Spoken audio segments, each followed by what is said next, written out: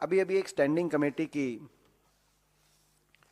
Report सामने आई है जिसमें एक चौंकाने वाला आंकड़ा देश के कृषि जगत और किसानों के समक्ष आया है। और यह आंकड़ा है कि पिछले 5 साल में कृषि बजट का 1 लाख करोड़ से अधिक इस सरकार ने सरेंडर कर दिया है।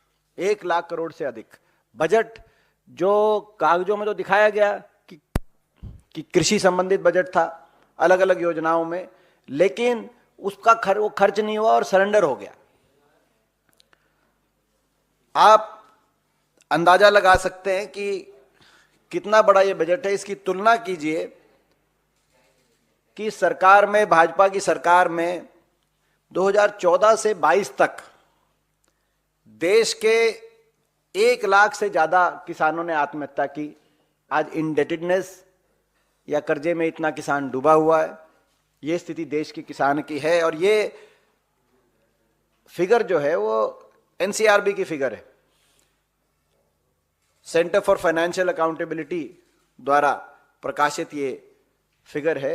1 लाख से ज्यादा किसानों ने आत्महत्या करी। एक तरफ ये, यानी कि हमारे देश में हर रोज मजबूर होकर 30 किसान आत्महत्या कर रहे हैं। ये जो 1 लाख करोड़ का जो कृषि बजट जो सरकार ने खर्च नहीं किया और सरेंडर कर दिया वापस, ये वही बजट था। क्या ये कुछ राहत देकर किसानों को, इतने किसानों को अपनी जान की कुर्बानी देने से नहीं रोका जा सकता था? आपको याद होगा जब कांग्रेस पार्टी की सरकार थी तो 72,000 करोड़ के किसान कर्जे माफ हुए थे और किसान को बहुत बड़ी राहत उस समय देश के किसान को देने का काम कांग्रेस पार्टी ने उस समय किया था, यूपीए सरकार के समय।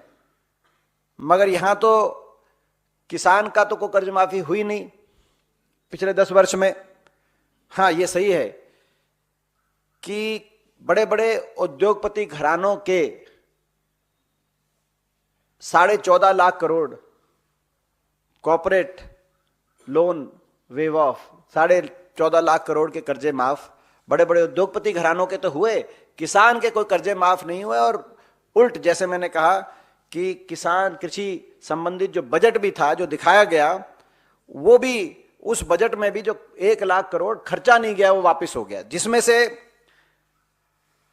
21,000 करोड़ तो इस पिछले वर्ष का है। पिछले वित्तीय वर्ष में 21,000 करोड़ जो बजट दिखाया गया कृषि संबंधी वो खर्चा नहीं गया, वो सरकारी खजाने में लौटाया। क्या सरकारी खजाने में इसलिए लौटाया जा रहा है कि कॉर्पोरेट के और कर्जे माफ हों और किसान पे और मुश्किल और यातनाएं आए?